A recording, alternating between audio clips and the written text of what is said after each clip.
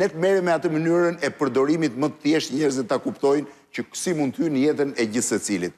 Po fillum në debatin se më kapi dikush i ditë më tha se duhet në fakultetin për shembull. Edhe u ngrita unë thash kush më pyet. Ja, do të them një rast shumë interesant. Në fakultet ne kemi pas bërë, unë faktikisht jam inxhinier fizikant, kemi bërë masivisht formula, matematikra, fizikra etj. Me që për trajt batute. Donim 30 minuta apo 1 orë për të zgjidhur një step by step një ekuacion shumë të vështirë, një fizik lazer për shembull, një etj. Sot ti është e çuditshme, merr ekuacionin, i bën një fotografi, e poston në Copilot apo në ChatGPT, fantastike ta nxjerr për pak sekonda.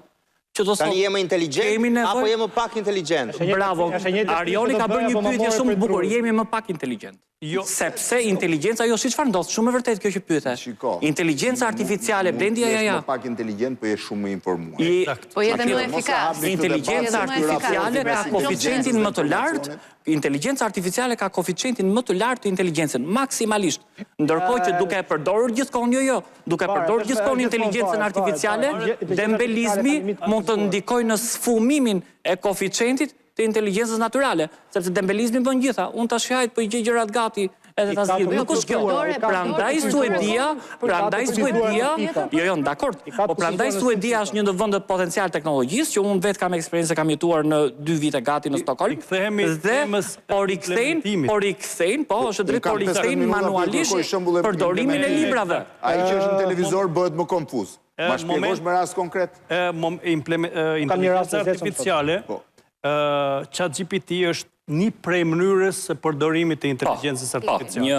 Do thotë është një prej mënyrës më i lehtë i përdorshëm, ndërsa industritë e përdorin edhe si pjesën e zhvilluesve. Shembull, inteligjenca artificiale OpenAI i ka dhe vektorët. Megjithëse duhet të kesh dhe vëmendje, sidomos kur e përdor për informacion, të fut në kaos dhe të jep informacione të gabuara sa duash. Eksakt, po aty fillon pjesa e implementimit, pastaj që integron për industrinë e caktuar.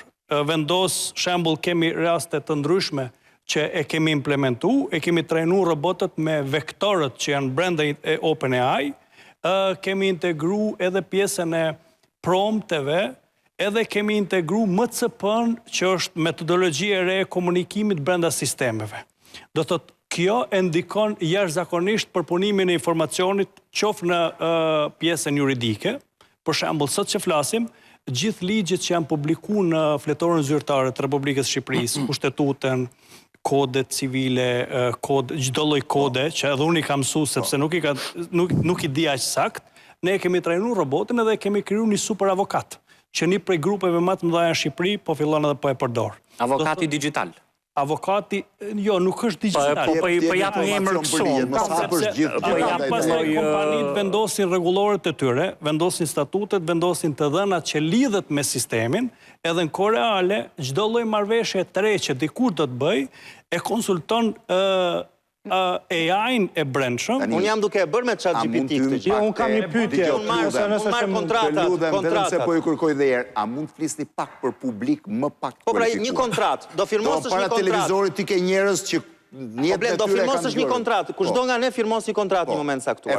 Ja aplodon ChatGPT-s dhe i thua, më thuaj pikat e forta apo pikat e dobta në lidhje me mua që ka kjo kontrata dhe ti zbërthen sikur të ishte një avokat. Po ta bën në pak sekonda. Po ja pra ta thjeshtojmë akoma më shumë për publikun. Ja ta thjeshtojmë më shumë për publikun, meqense sepse realisht duhet ta simplifikojmë çdo gjë. Inteligjenca artificiale, inteligjenca natyrale. Inteligjenca natyrale është truri jon. Ne, domethënë se po mbie. Kjo, dhe inteligjenca artificiale është truri elektronik. Po prap jeni kemi një balans apo disbalans inteligencë truri elektronik. Truri elektronik vjen nga ky truri tjetër. Po patjetër pra, por që absolutisht është një pyetje shumë e çuditshme Blendi që hera herë se pyesin dhe unë domethënë çuditë më jashtëmase, apo na zëvendëson apo na dominon. Po na dominon në mënyrë indirekte, po, se produktiviteti... Nuk e pyeta për këtë më burse më çmenat. Jo, po bësim... Nuk po ju pyes avantazhet, dizavantazhet, po ju them, ma shpjegoni për publikun që nuk di asgjë. që është urur para televizorit, si mund të përdoret, më jepni më 3 raste të thjeshta të përdorimit. Një vis ne e tham që mund ta Po, përdori që ishte një për rast, receta dhe çdo gjë që kanë në frigorifer nxjerr receta të ndryshme. Që është shumë i thjeshtëzuar se njerëzit që janë mësuar të mos ta pyesin nuk ka nevojë ta pyesin. Mund të informohesh për lajmet e fundit. Kjo po.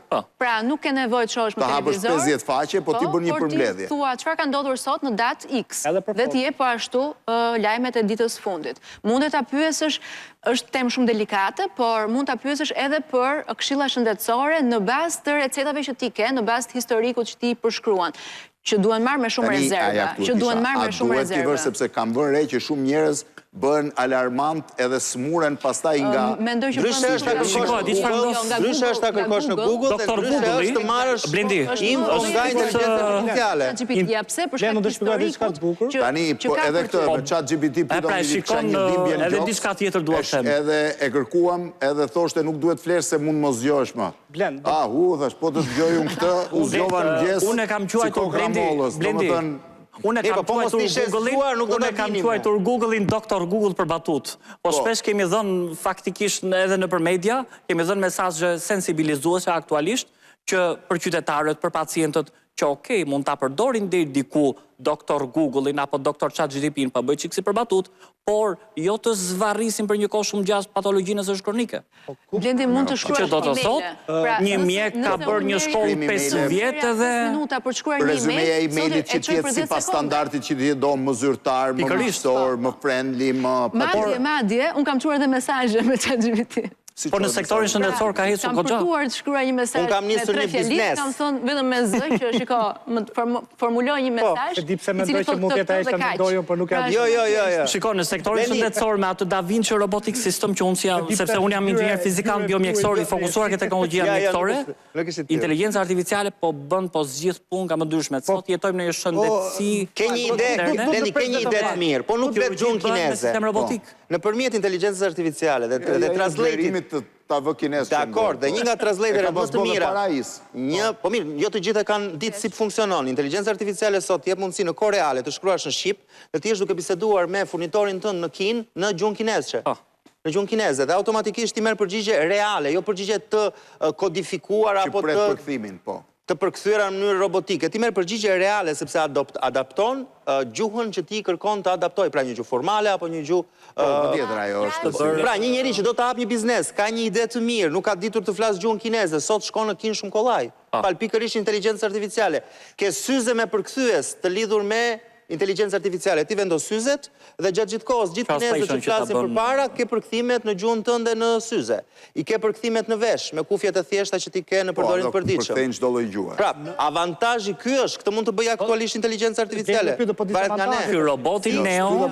Po ta pyesun. Po pyesëm për avantazhin. Një avantazh tjetër shumë mirë që mund të jetë. Ja vetëm so, Arlindi. Është dhe që ta përdorësh për krimin e projekteve për shembull, ose nëse do të krijosh një startup.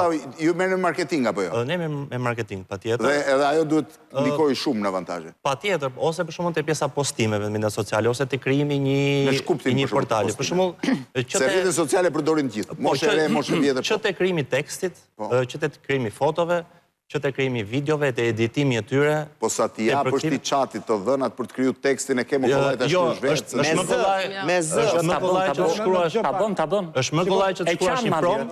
Edhe ai është më kollaj që të shkruash një prompt, edhe ai për 10 sekonda të jep ta zbërthen gjithë idenë dhe gjithë strukturën. Më pas strukturën do ta fuzësh në një platformë tjetër, ku ti do krijosh një imazh dhe pastaj do ta kthesh atë në video. Patjetër që kjo është në formë nëse ti do të bësh kontent vazhdueshëm. Ka shumë influencera, sidomos edhe në botë, që janë krijuar vetëm me AI tani.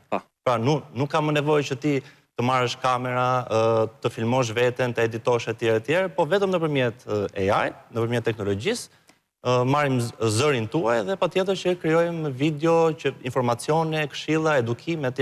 Dhe atë e kthen në formë. Atë po e qajnë këta në Facebook këshilla dhe mia për ilaçe që duhet marrësh. Është profesioni i fundit që kanë dhënë. Pyeste një ditë i gruas. Ç'është ai ilaçi syve që përdor ti?